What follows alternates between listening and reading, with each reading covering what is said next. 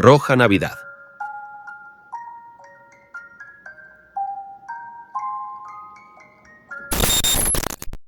En la tranquila y fría región del norte de Londres, los Copperpot, una familia de 4 miembros, se encontraban hastiados del bullicio urbano, la creciente delincuencia y los costos de vida desorbitados. Surgió en ellos la necesidad de alejarse, de buscar un refugio remoto donde criar a sus hijos inmersos en la naturaleza y los valores que parecían esfumarse en las grandes urbes. Los Copperpot siempre fueron devotos de la Navidad y todo lo relacionado con la festividad.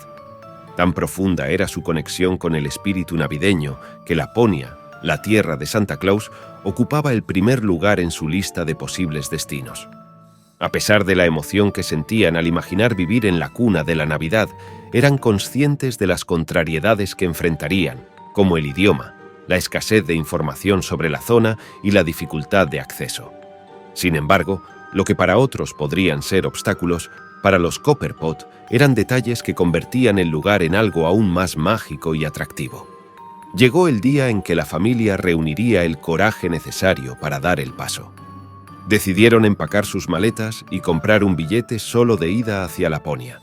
La información sobre los pueblos más pequeños de la región escaseaba, pero en Google Maps descubrieron un pueblo que no tenía ningún registro en línea: Beskoyoki. Aunque las referencias eran escasas, las leyendas locales afirmaban que era el lugar de nacimiento real de Santa Claus.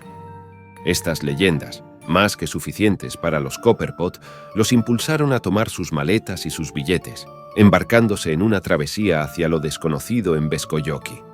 Una agencia finlandesa les había proporcionado las llaves de una casa de alquiler en cuanto aterrizaron en el helado aeropuerto. Después de casi 24 interminables horas de viaje, la mayoría de ellas lidiando con las peligrosas carreteras nevadas del norte de Laponia, los Copperpot finalmente llegaron a Beskoyoki. Ahora solo tenían que encontrar la dirección de su nuevo hogar una vez dentro del pintoresco pueblo. Lo primero que les impactó al llegar a Beskoyoki fue la humildad que emanaba del lugar. Un conjunto de unas 20 casas, un par de bares y pescaderías conformaban el corazón de esta comunidad, cuya existencia dependía principalmente de la pesca como su único motor económico. Las calles estaban desiertas, congeladas por el frío de finales de noviembre, desalentando cualquier intento de exploración. Los Copperpot, finalmente ubicando la dirección que la agencia les había proporcionado, estacionaron el coche y llevaron sus maletas al interior de la casa. El ambiente dentro de la vivienda era sombrío y reflejaba la misma modestia que caracterizaba al resto del pueblo. Había justo lo necesario en términos de mobiliario para que una familia pudiera habitarla, pero carecía de artilugios electrónicos como una simple televisión. La iluminación era tenue, suficiente para moverse por la casa sin chocar contra las paredes. En lugar de desmoralizar a los Copperpot, esto les pareció una señal de que estaban en el lugar correcto. Sus hijos no serían distraídos por programas televisivos, redes sociales y otros artefactos modernos que los separaban del contacto con la naturaleza.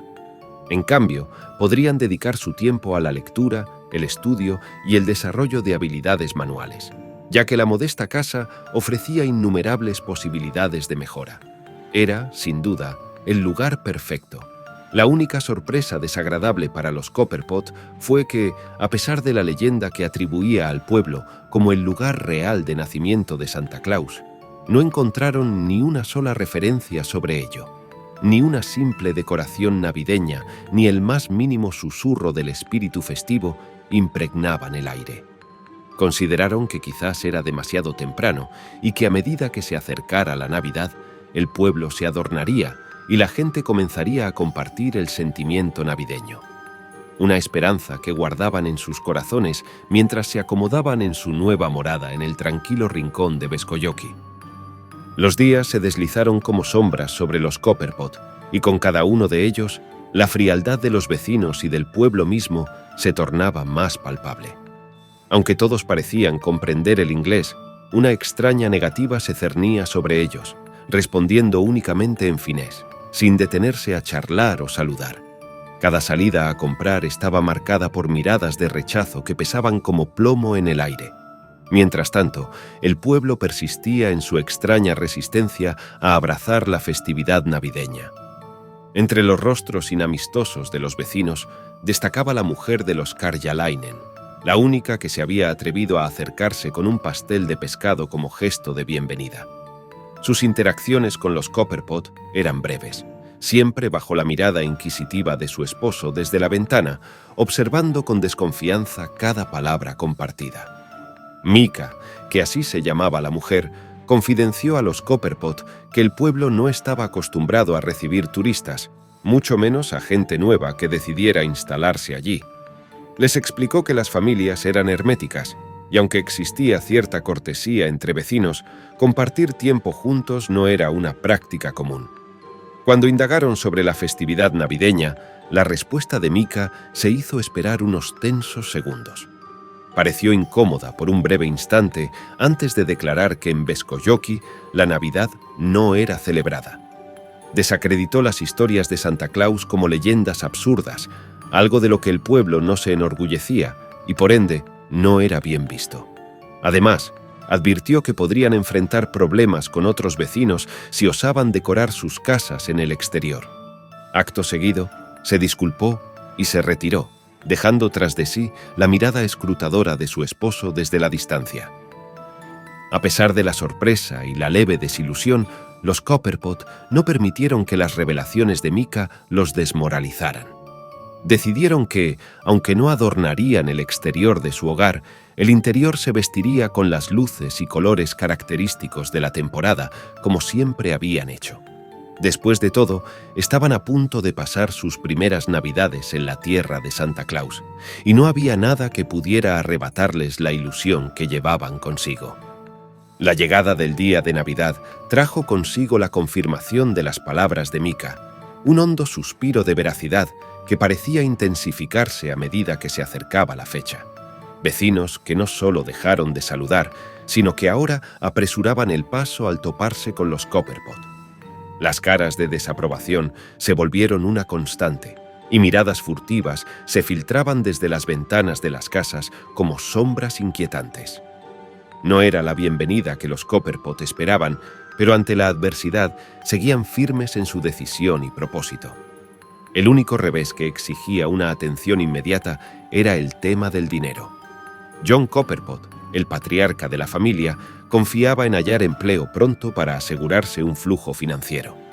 El costo de vida en Finlandia era elevado, y aunque llegaron con ciertos ahorros, no deseaban agotarlos por completo. En una ocasión, John consultó a Mika sobre posibles oportunidades laborales, y ella le reveló que la única opción era unirse a la brigada de pescadores. Sin embargo, en ese momento, la pesca escaseaba enormemente, y no requerían más manos. John comprendió que Mika no mentía, pues las pescaderías yacían vacías y encontrar algo más que cereales, vegetales y algunas legumbres era una tarea titánica. Los Copperpot decidieron posponer la preocupación por el trabajo hasta después de la Navidad. Así llegó la anhelada Navidad para los Copperpot. Haciendo caso del consejo de Mika, habían decidido decorar únicamente el interior de su hogar, alejándose del frenesí consumista de regalos comprados y optando por obsequios hechos con sus propias manos. Habían logrado conseguir algo de pescado esa semana para la cena navideña, y en su sencillez, los Copperpot habían alcanzado su anhelo: una vida tranquila, lejos del estrés, la toxicidad y los constantes estímulos de la ciudad. Por la tarde, John se aventuró a buscar leña para avivar el fuego en la chimenea esa noche. Al salir al patio trasero en busca del hacha y troncos para partir, algo captó su atención. A pesar de la oscuridad total que caracterizaba esas tardes invernales, un débil resplandor emanaba del final de la calle.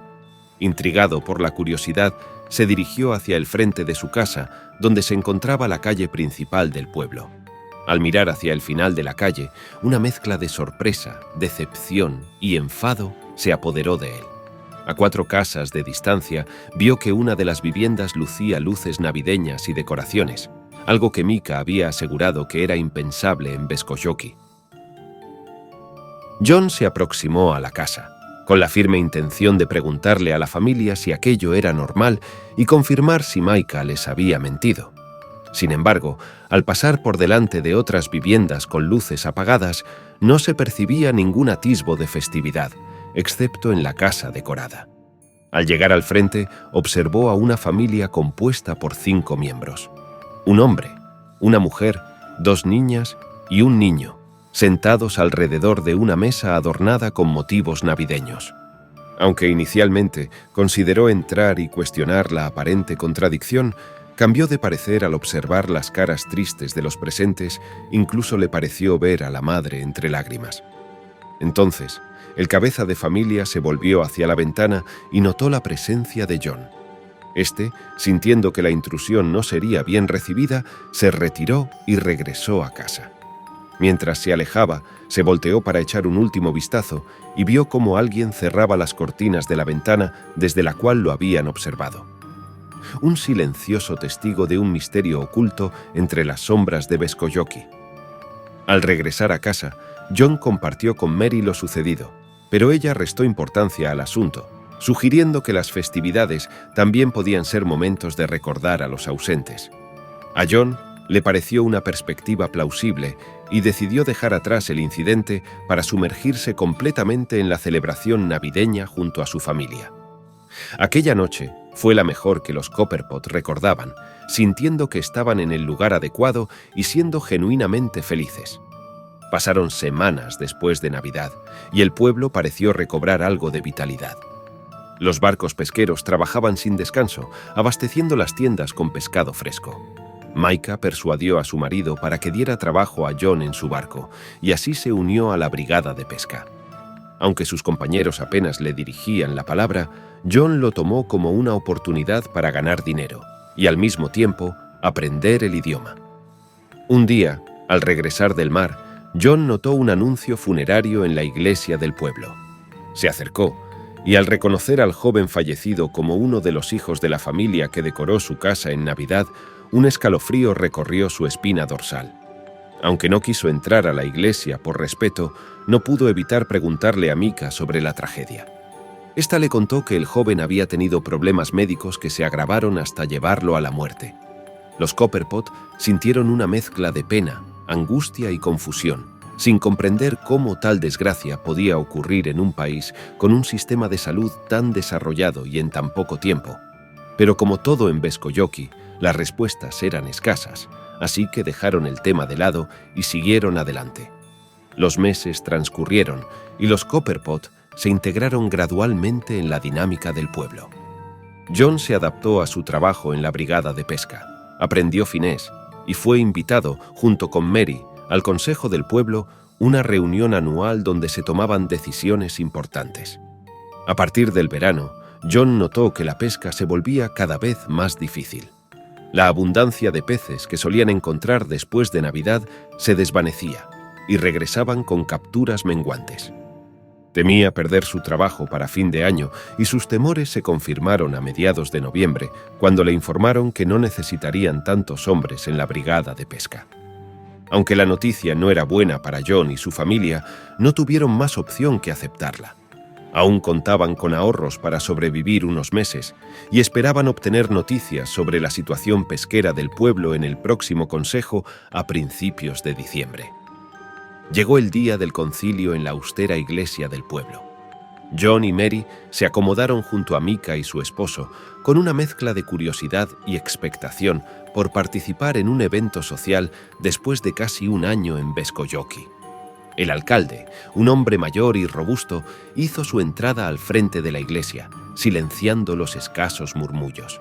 Con una voz ronca y profunda, dio inicio al concilio.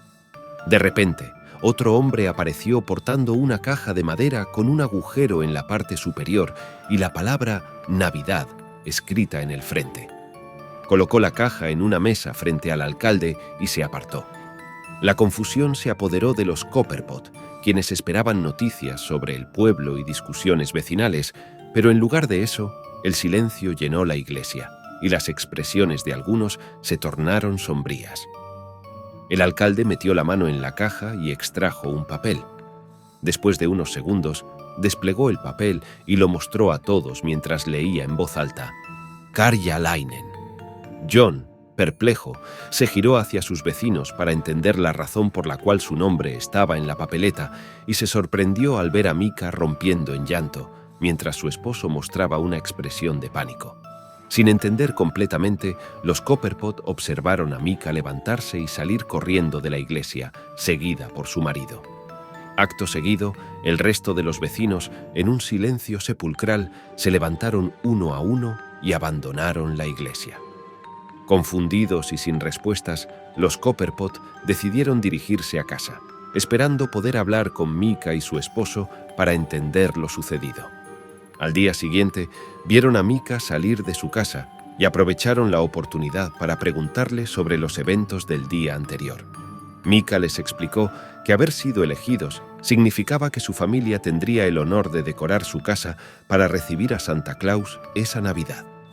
Cuando Jon le preguntó por qué lloraba si era algo positivo, Mika, visiblemente nerviosa, dijo que la emoción les superó al no haber tenido tal suerte antes. Luego, apurada por comprar pan, se despidió, dejando a los Copperpot con más preguntas que respuestas. Los días pasaban, la Navidad se acercaba, y los ahorros de los Copperpot se agotaban, añadiendo un punto de angustia a la familia. Aunque se centraban en celebrar la Navidad, su festividad favorita, se entristecían por no haber sido agraciados con la oportunidad de decorar el exterior de su casa. Jon sintió la tentación de desafiar la tradición del pueblo y decorar la casa a pesar de no haber sido premiados, pero finalmente optó por no hacerlo para no ganarse enemigos en un lugar donde ya era difícil integrarse. Llegó el día de Navidad y la ilusión invadió a los Copperpot. A pesar de no haber sido elegidos para decorar el exterior de su casa, podían disfrutar de la espléndida decoración de los Karjalainen, visible desde su ventana. Sin embargo, algo les extrañó. No vieron a Mika, su marido, ni a ninguno de sus hijos durante esos días festivos. Incluso en el día de Navidad, las ventanas de su hogar permanecían cerradas. Aunque Jon y su mujer hubieran deseado felicitarles por la hermosa decoración y desearles unas felices fiestas, no le dieron demasiada importancia y se centraron en la festividad y la alegría familiar. Las festividades transcurrieron y los Copperpot seguían sin saber mucho sobre sus vecinos. Apenas vieron a Mika salir de casa, siempre con prisas y en ocasiones con lágrimas en sus ojos. Un día, mientras Jon se dirigía a verificar si había pescado a la venta después de casi 2 meses de escasez, notó que se celebraba un nuevo funeral en la iglesia. Un déjà vu lo invadió al recordar que, en el mismo día del año anterior, habían tenido un funeral en ese mismo lugar. Como hizo en el pasado, se acercó para averiguar quién era el desafortunado de esta ocasión. Una sensación de frío y terror recorrió su cuerpo al reconocer al fallecido, uno de los hijos de los Karjalainen. La confusión se apoderó de Jon, costándole mantener el equilibrio. En el interior de la iglesia, casi todos los vecinos estaban presentes, y Mika y su marido ocupaban asientos al frente. Decidido a ofrecer sus condolencias, Jon se disponía a entrar en la iglesia cuando 2 vecinos se interpusieron en su camino. A pesar de sus intentos en rudimentario finés, indicando que quería expresar su pésame a los Karjalainen, los hombres negaron con la cabeza y le señalaron la salida. No queriendo generar conflicto en medio de la tragedia, Jon regresó a casa con gesto de frustración y desconcierto. Al contarle lo sucedido a su mujer, ésta rompió a llorar, mientras Jon intentaba racionalizar los extraños eventos y las coincidencias con el año anterior. Pasaron unos días y alguien llamó a la puerta de los Copperpot. Para sorpresa de Jon, era Mika. Venía a informarle que la pesca había mejorado y le ofrecía la oportunidad de reincorporarse a la brigada de pesca. Jon aceptó, necesitaba el trabajo y aprovechó para preguntarle sobre la muerte de su hijo. Mika, visiblemente afectada, le explicó que su hijo tuvo complicaciones médicas y no pudieron llegar a tiempo al hospital, lo que provocó su fallecimiento. Jon le mencionó que nunca había visto al joven enfermo, considerándolo un infortunio desgarrador.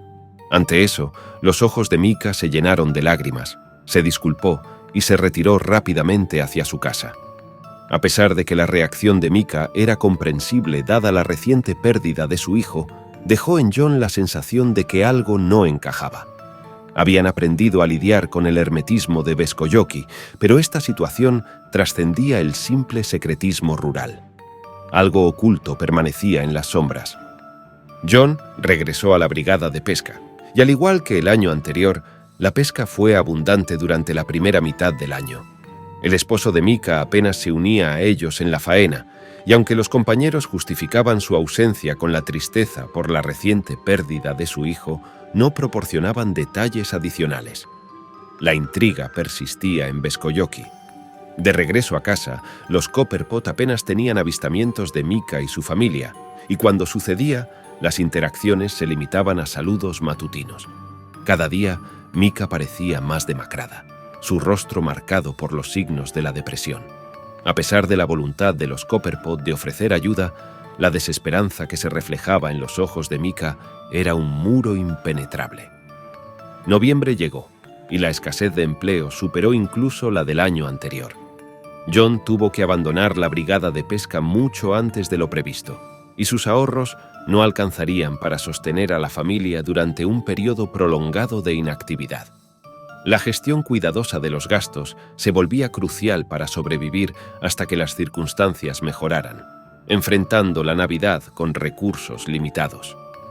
Un mes después, se acercaba la celebración del concilio y su peculiar lotería navideña. John y su mujer llegaban a la iglesia cuando se cruzaron con Micah y su marido. Aunque ella les saludó con una tenue sonrisa, su esposo murmuró en finés: «Nunca deberíais haber venido». John entendió las palabras, pero prefirió omitirlas cuando Mary le preguntó qué había dicho, queriendo evitar preocuparla al atribuir esas palabras a los momentos difíciles que atravesaban. Como el año anterior, el alcalde se encontraba de pie frente a una mesa y dio inicio al concilio. La misteriosa caja con la palabra Navidad escrita al frente fue traída y tras sacar una papeleta, el alcalde la mostró a los presentes mientras leía en voz alta: Copperpot. La sorpresa y la confusión se apoderaron de John y su mujer.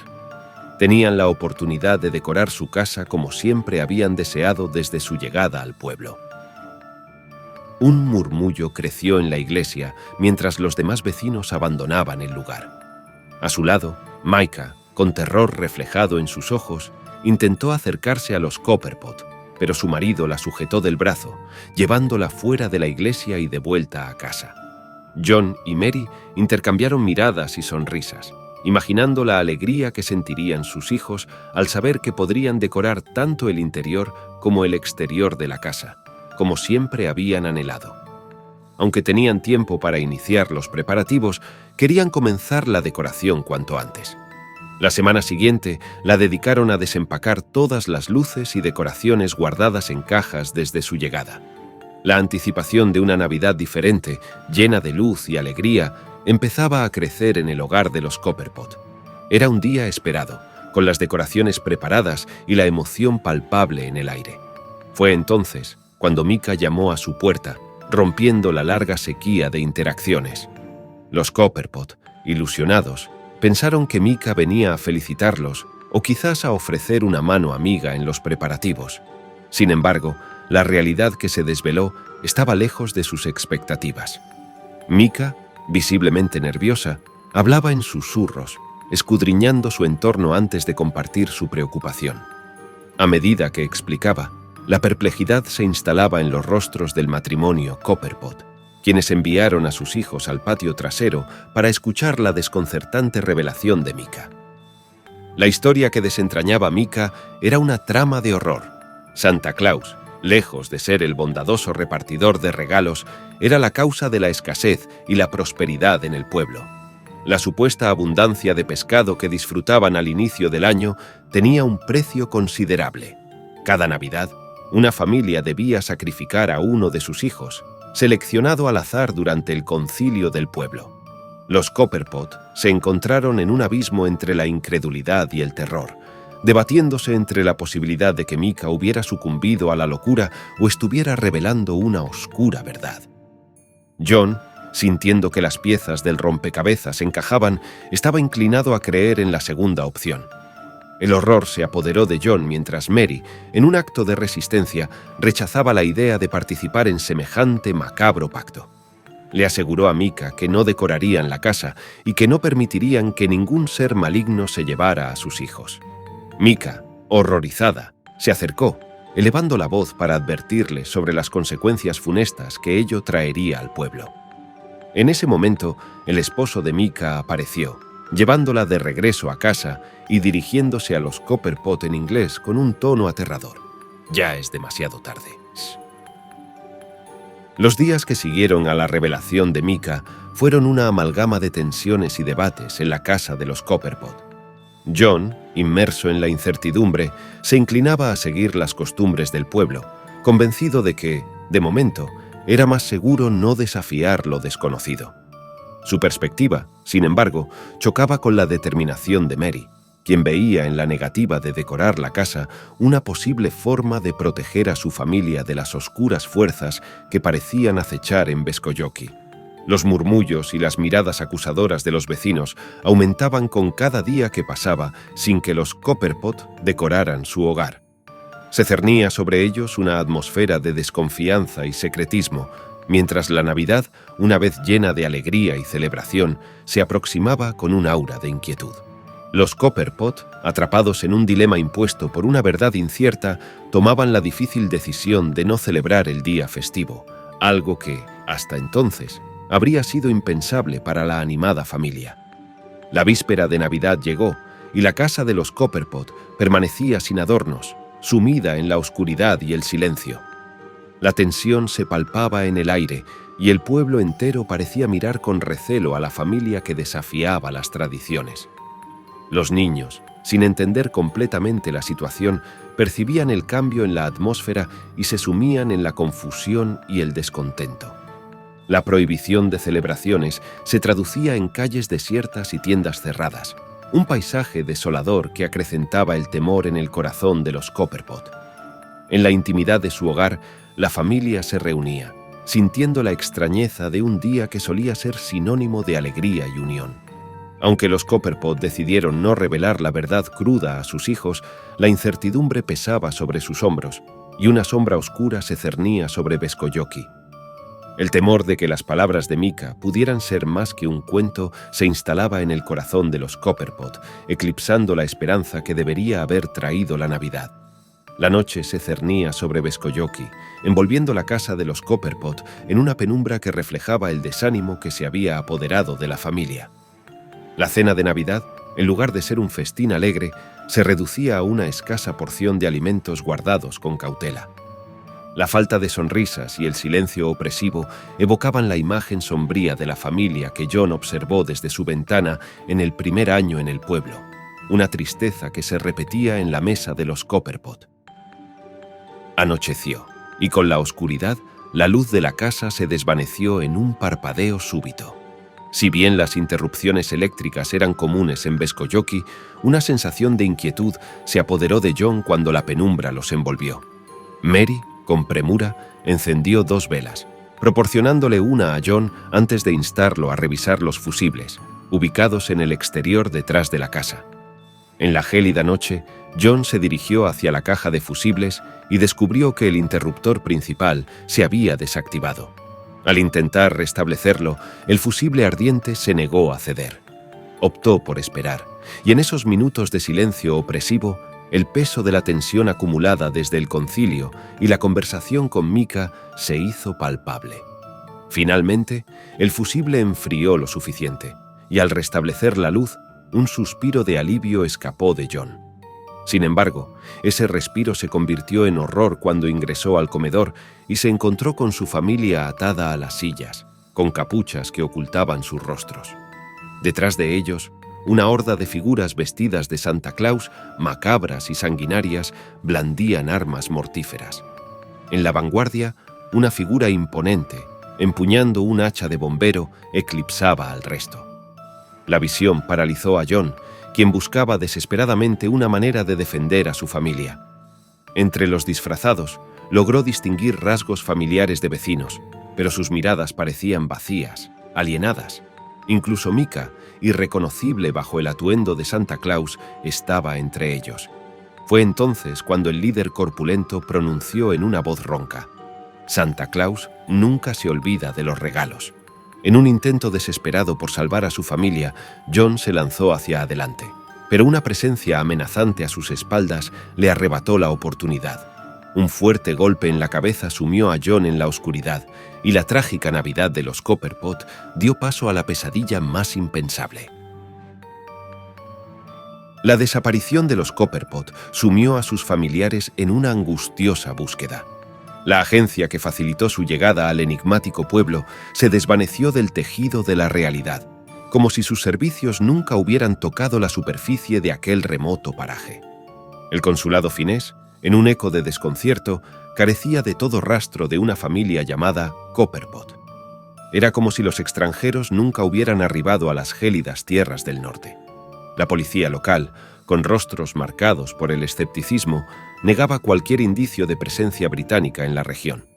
Las páginas de sus registros permanecían impolutas, sin mencionar jamás a una familia más allá de los ocasionales turistas que cruzaban la zona. Sin embargo, ninguno de ellos se aventuraba a detenerse en Beskoyoki, atraídos por la extraña soledad que envolvía al pueblo. La ausencia de los Copperpot se volvía más enigmática con cada interrogante sin respuesta.